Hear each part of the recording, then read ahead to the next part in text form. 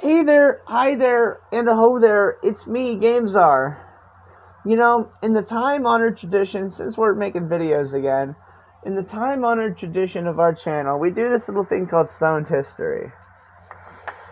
But I can't smoke anymore. I have to tell you. So how are we gonna get around this? Well, we bought a dry herb vaporizer, boys. So we're vaping again. That's right, we're vaping. So we got some flour.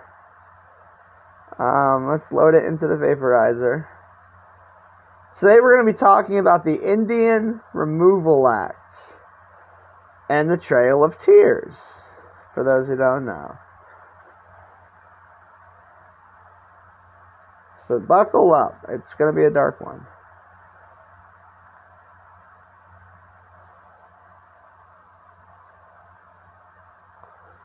But before we get into that, if you like the smoke along, toke along, you can do that or not. Although we obviously do not condone or endorse any illicit activity. Everything we do is medically responsible. That's why we're vaping. We found out the other day that you can't smoke if you have a medical card. So we've been doing it wrong this entire time, lads.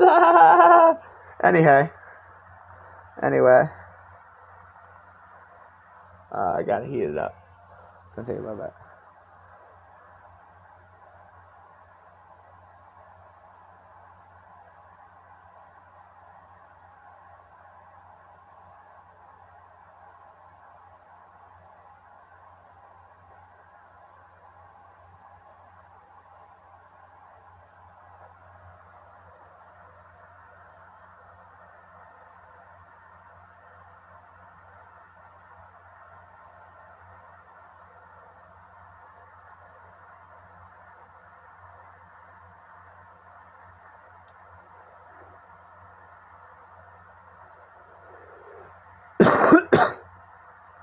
I hate how long sometimes it takes to heat. So I won't complain about the vape.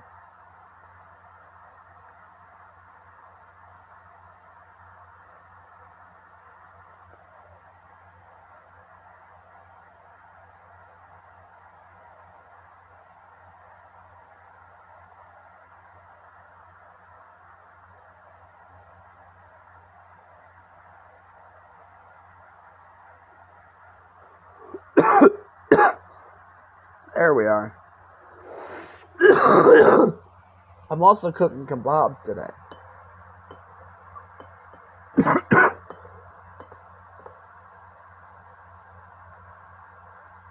And going to the Mill Creek Mall to get something for my girlfriend. So as always, to my girlfriend, I love you. The Indian Removal Act was signed into law on May 28, 1830 by United States President Andrew Jackson. The law provided for an exchange of lands with the Indians residing in any states and territories and for their removal west of the Mississippi River. During Andrew Jackson's presidency and his successor Van Buren, more than 60,000 Indians from at least 18 tribes were forced to move west of the Mississippi, and where they were allocated into new lands. The southern Indian tribes were resettled mostly into Oklahoma. The northern tribes were resettled into Kansas, with a few exceptions. The United States, east of the Mississippi and south of the Great Lakes, was emptied of its U.S. Indian population. The movement westward of Indian tribes was characterized by a large number of deaths due to the hardships of its journey. There was a lot of support. Jackson stated that progress requires moving forward, and I quote, "Humanity has often wept over the fate of their aborigines in this country, and philanthropy has long been busily employed in devising means to avert it. But its progress has never been forward. Movement has been arrested, and one by one, as many powerful tribes disappear from the earth. But true philanthropy reconciles in the minds of its vicissitudes as it does to the extinction of one generation to make room for another, and its monuments and fortresses of an unknown people spread over the extensive regions of the West. We behold the memorials of once powerful race which was exterminated or has disappeared to make room for the existing savage tribes. Philanthropy could not wish to see this continent restored to its condition which was founded by our forefathers." What good men would prefer a country covered with forests and ranged by a few thousand savages to our excessive republic, studded with cities, towns, and prosperous farms, embellished with all the impoverished improvements which art can devise and industry execute, occupied more than 12 million happy people, and filled with all the blessings of liberty, civilization, and religion. That's just evil. That's just evil. He's literally being like, so what if we execute an entire civilization? Our civilization will stand longer. And at the end of the day, he was right.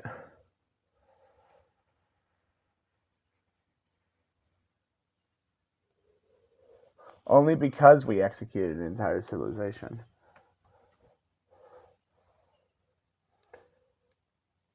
Those in favor of the bill would use biblical stories, including the story of creation, the story of Jacob and Esau. They would argue from religious standpoints. Its legacy is the legacy of ethnic cleansing, obviously. And now we gotta talk about the Trail of Tears.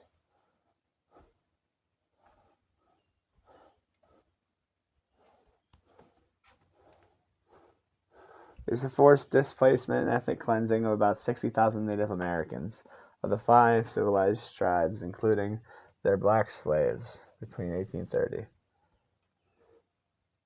There's a memorial in Georgia which honors the Cherokee who died on the Trail of Tears.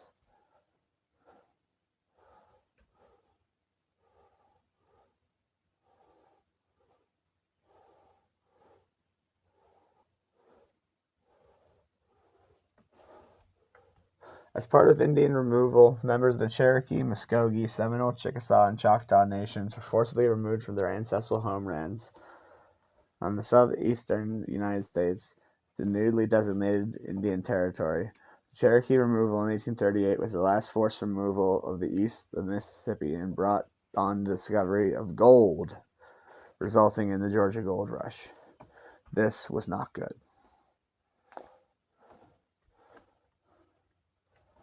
Now we talk about the Cherokee forced location.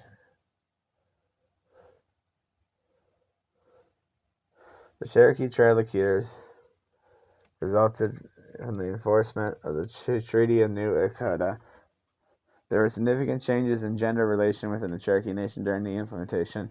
Cherokee historically operated on a matrilineal kinship relation where children belonged to the clan of their mother and only relatives of those the clan traced through her.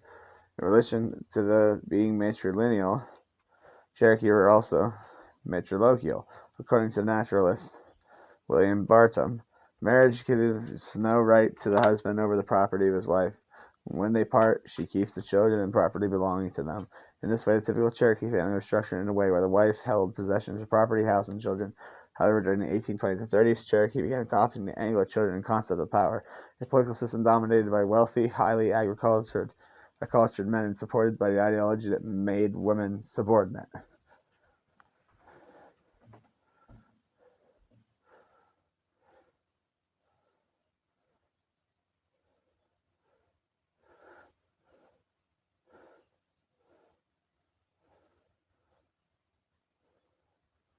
In the winter of 1838, the Cherokee began the 1,000-mile march with scant clothing and mostly on foot, without shoes or moccasins.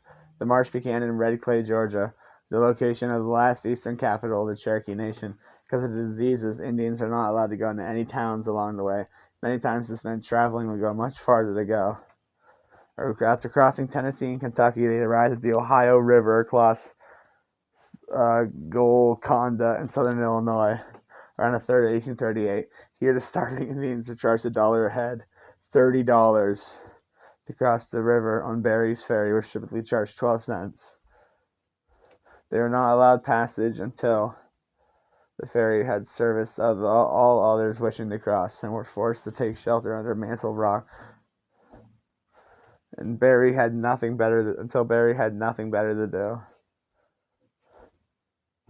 Many died huddled together at Mantle Rock waiting to cross.